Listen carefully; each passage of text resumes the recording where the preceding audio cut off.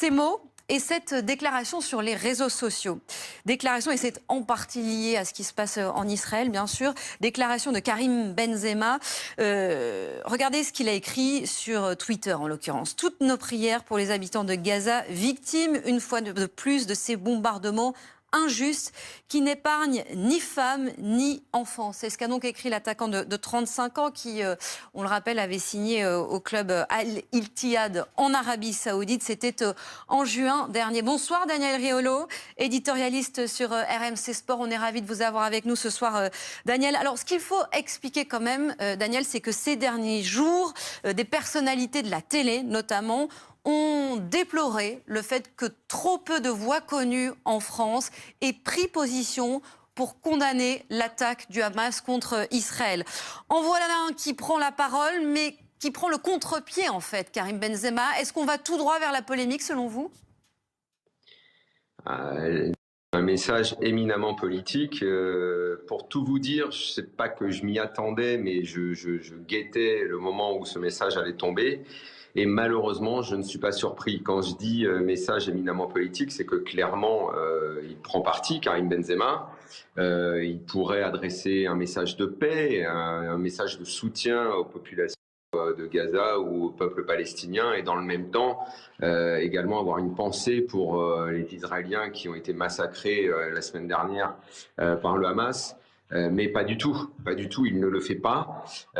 C'est pas la première fois que Karim Benzema affiche une attitude un petit peu ambiguë qui nous fait toujours douter, nous, quand on le suivait au quotidien. Pas au quotidien, mais en tout cas quand on le suivait dans le foot, de son attachement et à la France et surtout à ses valeurs. Moi je suis, encore une fois, j'ai un petit peu de mal et je suis un peu gêné à dire que je ne suis pas surpris, parce que c'était quelque chose qu'on pressentait, qui n'a jamais été totalement affirmé de façon claire. Et là, bah voilà, c'est clair, c'est net. Est-ce qu'il y a un mot dans son message pour le pauvre prof qui a été tué à Arras? Non, même pas une pensée pour ça, rien du tout, comme il n'y avait pas eu les autres fois pour tous les autres attentats qu'il y a eu sur le sol français. Non, là, c'est la première fois qu'il intervient, et il intervient pourquoi? Pour avoir une pensée pour un camp et prendre parti pour un camp. Donc c'est un message Pourquoi il le clair, fait selon vous, Daniel? Pourquoi il le fait comme ça? Pourquoi il le fait selon vous de cette manière-là et à ce moment-là? Qu'est-ce qu'il cherche? Il veut faire de la politique? Mais il le fait parce que c'est ce qu'il pense. Il ne faut pas chercher plus d'explications. C'est tout simplement ce qu'il pense, comme c'est exactement ce que pensent pas mal de jeunes, dont Karim Benzema est l'idole dans nos quartiers. Enfin, il est simplement l'illustration des fractures dont on parle quotidiennement sur tous les plateaux de télé en France.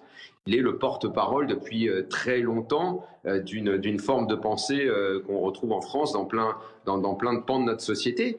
Il faut pas tomber de l'armoire quand on entend Karim Benzema délivrer un tel message. Encore une fois, rien pour le prof.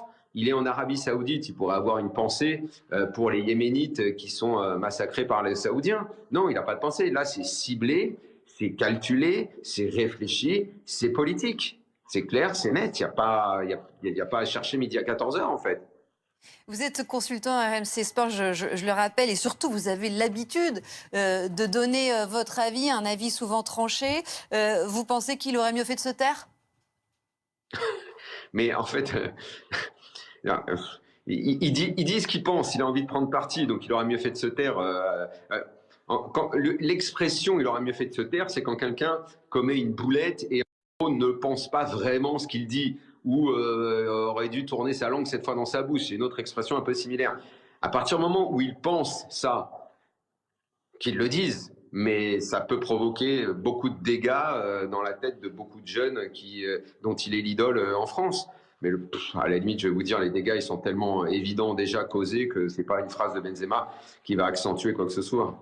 Je voudrais qu'on écoute une réaction. Au moins, vous voyez, qu'ils prennent. Moi, ce message pour les Palestiniens, j'ai aucun problème avec. Évidemment, il va y avoir plein d'innocents, plein de civils qui sont tués, qui vont être tués. Mais il n'y a pas de message de paix. Il n'y a aucun message de paix dans ce qu'il dit. C'est pas « je pense à toutes les victimes ». Vous voyez, par exemple, ce soir, avant le match de rugby, et ce sera la même chose mardi avant le match de foot, on a adressé un message à toutes les victimes civiles de cette guerre.